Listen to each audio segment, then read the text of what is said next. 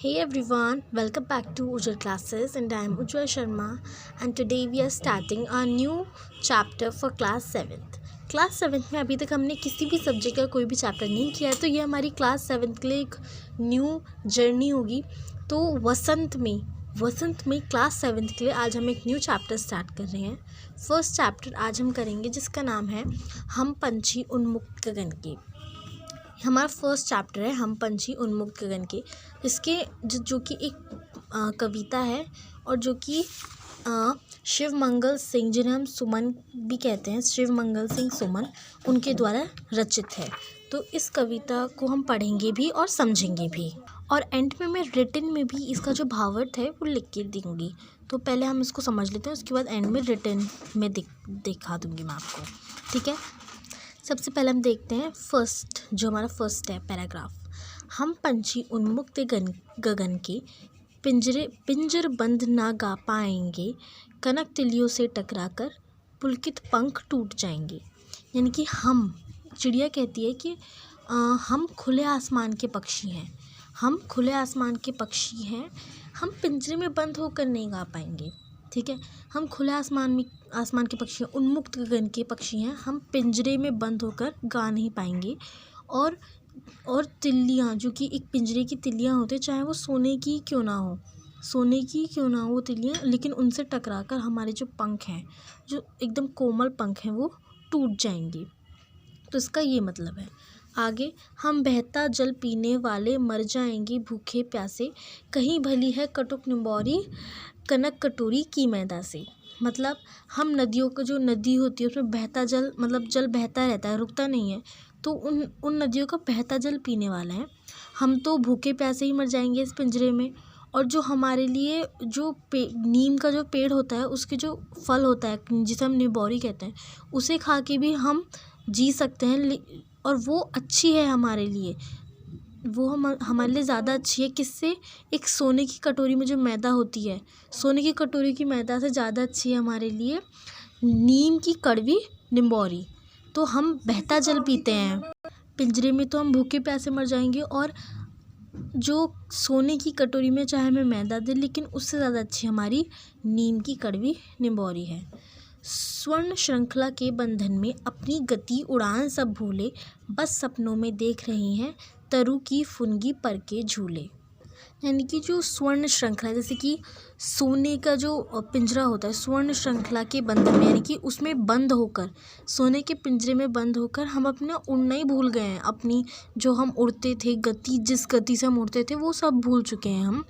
बस सपनों में देख रहे हैं, बस सपनों में ही देख रहे हैं। क्या देख रहे हैं? तरु की फुनगी पर के झूले, यानी कि वृक्ष की जो डाली होती है उसके झूले पर झूलने के वो सपने देख रहे हैं।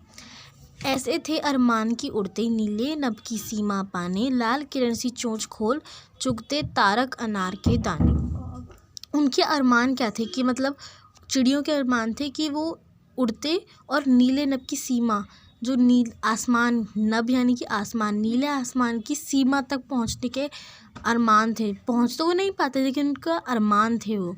लाल किरण सी चोंच खोल, जो उनकी चोंच थी उसको लाल किरण कहा है। तो उनकी जो चोंच है वो अपनी लाल किरण जैसी चोंच को खोलकर चुगते तारक अनार के दाने, और फिर अनार के दाने चुगते, वो अपनी लाल किरण सी चोंच को खोलकर अनार के दाने चुगते।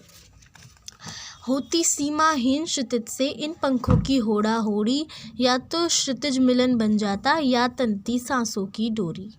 इसका मतलब है कि इसमें कवि कहते हैं कि सीमाहीन आसमान में उड़ते हुए, जो सीमाहीन, जिस आसमान में कोई सीमा ही नहीं है, सीमा जैसे जो आसमान कहीं ख़त्म ही नहीं हो रहा है, उस आसमान में वो एक दूसरे से होड़ करते, पक्षियों के पंखों में होड़ सी लग जाती, वो एक दूसरे से होड़ लगाते कि कौन ज़्यादा तेज़ उड़ता है या कितना ऊंचा उड़ता है। वे आसमान की सीमा को छू लेना चाहते हैं, जिसका कोई अंत नहीं है। वो आसमान की उस सीमा को छू लेना चाहते हैं जिसका कोई अंत ही नहीं है। वे आसमान को छूने की इच्छा रखते हैं, चाहे फिर इसके लिए उन्हें अपने प्राण ही क्यों ना देने पड़े।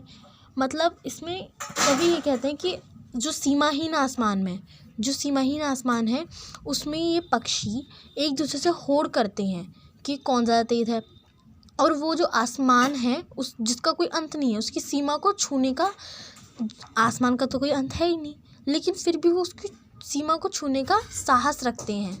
अब आसमान को छूने के लिए चाहे उनकी जान ही क्यों ना चली जाए, तो वो अपनी जान दे देंगे, लेकिन उस आसमान की सीमा को छूना चाहते हैं। ठीक है। नीड न दो चाहे टहनी का, आशय छिन्न भिन्न कर डालो, लेकिन पंख दिए हैं तो आकुल उड़ान में विघ्न न डालो।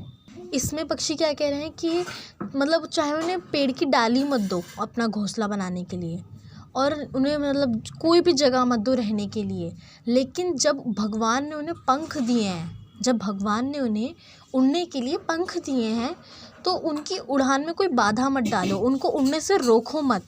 जब भगवान ने उनको पंख दिए हैं, भगवान ने उनको मना नहीं किया है, तो मनुष्यों को भी उसमें बाधा नहीं डालनी चाहिए। तो ये कविता थी शिव मंगल सिंह सुमन के द्वारा। अब जो मतलब वीडियो ज़्यादा लंबी हो गई है, तो जो इसका एक रिटन एक्सप्लेनेशन है मैं वो अपनी नेक्स्ट वीडियो यानी कि शॉर्ट्स में एक डाल देती हूँ, और उसका लिंक भी मैं डिस्क्रिप्शन में दे देती हूँ। जो अगर आपको रिटन फॉर्म में चाहिए, आपको टीचर ने आपसे बोला है, तो डिस्क्रिप्शन में लिंक है, उस पर क्लिक कर दीजिए, आपको रिटन फॉर्म में मिल जाएगा। तब तक के लिए stay connect, keep learning. Thank you very much.